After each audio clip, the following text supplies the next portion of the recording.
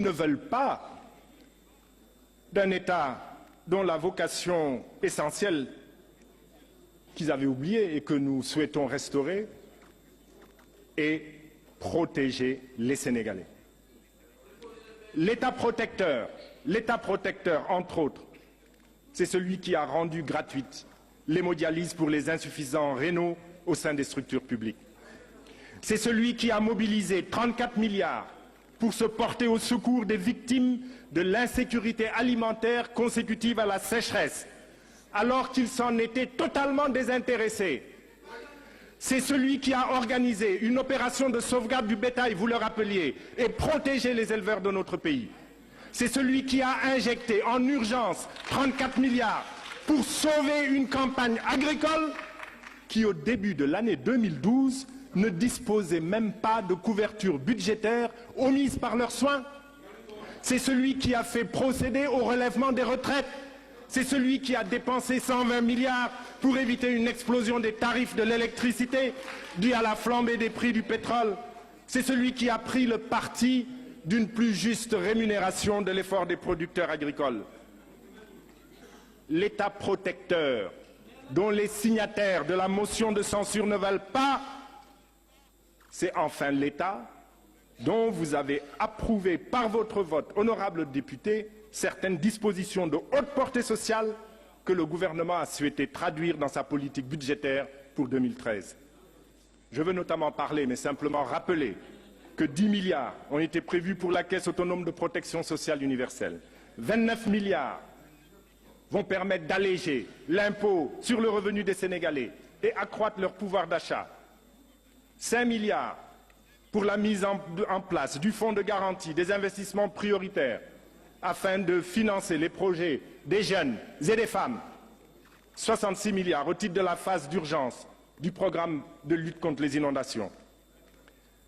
Cette opposition ne veut pas non plus de cette priorité donnée à l'agriculture, à la recherche de notre autosuffisance alimentaire. Elle ne veut pas de nos efforts visant la réduction des prix par l'analyse systématique des structures de prix qui cachent des rentes souvent organisées à dessein. Elle ne veut pas de la baisse des tarifs aériens dont les premiers résultats ont déjà été obtenus sur le trajet Dakar-Paris-Dakar et ces efforts vont être poursuivis sur d'autres destinations. Elle ne veut pas de cette priorité donnée à l'achèvement en urgence des hôpitaux de Ziguinchor et de Fatick, dont ils ont démarré la construction il y a parfois 10 ans, à l'extension de la couverture du pays par des infrastructures de santé. Elle lui a préféré le FESMAN, je le rappelais tout à l'heure. Elle ne veut pas d'une lutte contre les inondations efficace et à moindre frais, parce qu'elle a dépensé des sommes faramineuses, 77 milliards de francs CFA, sans pouvoir présenter des résultats probants.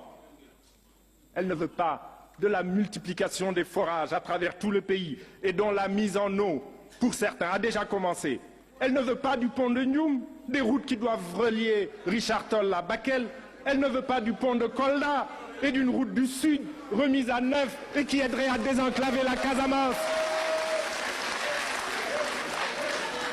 Elle ne veut pas d'une nouvelle politique énergétique qui mettra à la disposition de notre économie une électricité compétitive au lieu de louer des groupes à des tarifs faramineux. Elle ne veut pas de ces conseils délocalisés tels qu'inaugurés par le président Macky Sall et qui permettent de consacrer de vrais programmes de développement aux régions dans le souci de mieux partager les fruits de la croissance entre tous les Sénégalais. Pour faire simple, elle ne veut pas d'un Sénégal placé sur la voie de l'émergence.